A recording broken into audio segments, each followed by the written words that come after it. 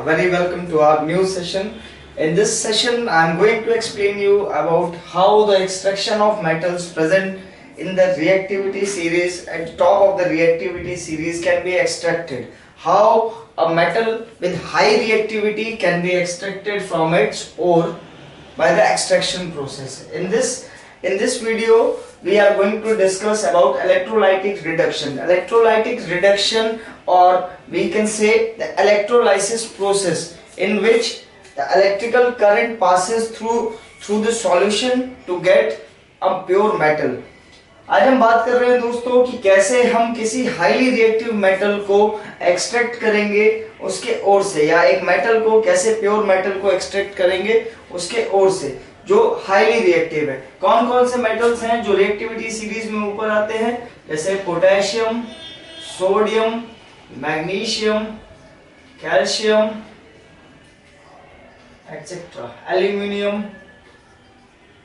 These are the metals which we can extract through this process, which came in the reactivity series order at the top of the reactivity series order. Now, how this will occur? These metals can only be extracted from electrolytic reduction. In this method, the molten state of the metals are subjected to electrolysis. हम क्या करते हैं इसमें कि जो इन metals के salt होते हैं जो मॉल्टन स्टेट्स में होते हैं, किसमें होते हैं? मॉल्टन स्टेट। मॉल्टन स्टेट क्या होता है? मॉल्टन स्टेट का मतलब हुआ लिक्विफाइड स्टेट, यानी उसे वो एक्वस सॉल्यूशन में होगा या मॉल्टन फॉर्म में होगा, यानी लिक्विड फॉर्म में होगा। इसके अंदर हम इलेक्ट्रोलाइसिस प्रोसेस करते हैं। इलेक्ट्रोलाइसिस प्रोसेस का मतलब हुआ कि इसके अंदर हम इलेक्ट्रिक करंट पास कराते हैं थ्रू अ बैटरी। ये एक बैटरी है जिसके थ्रू हम मॉल्टन स्टेट में दिए हुए मेटल सॉल्ट को रख देते हैं, और यहां पर दो टर्मिनल पॉजिटिव और नेगेटिव दो रॉड्स होती हैं जिसके थ्रू इसमें डिकम्पोजिशन होगा।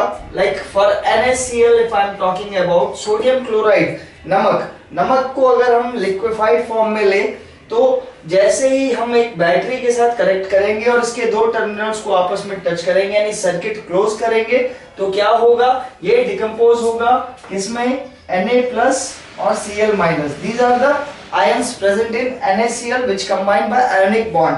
Now NaCl, which is a positive ion which get attracted to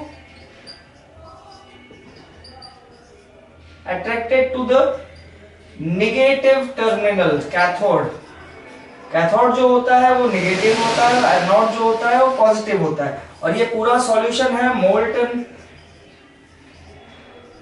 sodium chloride या मोल्टन सॉल्ट। इस मोल्टन सॉल्ट में जैसे ही हम करंट पास कराते हैं तो due to the terminals of positive and negative और एनोड और cathode, the ions of the molten state get attracted to the opposite terminal. किसकी तरफ अट्रैक्ट होगा? अपने अपोजिट टर्मिनल की तरफ। जिस तरह Na+ है तो Na+ एक पॉजिटिव चार्ज आयन हुआ, तो ये किस तरफ अट्रैक्ट होगा? नेगेटिव चार्ज आयन की तरफ, नेगेटिव चार्ज रॉड की तरफ, यानी एनोड की तरफ। और जो क्लोरीन माइनस है, Cl-, ये किसकी तरफ अट्रैक्ट होगा? पॉजिटिवली चार्ज आयन की तरफ। और इस तरह से दोनों जो NaCl मॉल्टन स्टेट में है उसमें से हमें सोडियम आयन मिल जाएगा। कैसे ये फॉर्मूला कैसे फंक्शन करता है हम ये देखते हैं। जैसे एट एनोड क्या होगा? एट कैथोड टर्मिनल पे क्या हो रहा है कि सोडियम आयन जो है वो सोडियम में कन्वर्ट हो रहा है। Na+ plus 1 electron from cathode which forms sodium as a pure metal. The same at anode क्या होगा? नेगेटिव टर्मिनल की तरफ, पॉजिटिव टर्मिनल की तरफ क्या होगा कि जो क्लोरीन माइनस था, क्लोरीन माइनस, ये एक इलेक्ट्रॉन डोनेट करेगा और क्या फॉर्म करेगा? क्लोरीन और we can say half of chlorine oxide, half of chlorine molecule ये बनाएगा। कब बनाता है ये? जब ये एनोड की तरफ अट्रैक्ट होगा तो जो एक्स्ट्रा इलेक्ट्रॉन है वो एनोड पे आकर करके अट्रैक्ट हो जाएगा और हमारे पास जो बचेगा वो सिर्फ Na होगा और Cl होगा या हाफ Cl2 होगा। तो this is the process by which, ये ऐसा प्रोसेस है जिसके थ्रू हम NaCl या फिर जो हाईली रिएक्टिव मेटल सॉल्ट्स हैं उनको, उनमें से प्योर मेटल को एक्सट्रैक्ट कर सकते हैं। और another example, if you take aluminium oxide, aluminium oxide Al2O3, अगर इसका एग्जांपल हम लेते हैं तो इसमें क्या होगा कि इसके मॉल्टन स्टेट में हम सॉल्यूशन लेंगे और इलेक्ट्रोलाइसिस करेंगे। यह है आपका Al2O3 और इसमें फिर हम बैटरी से कनेक्ट करेंगे,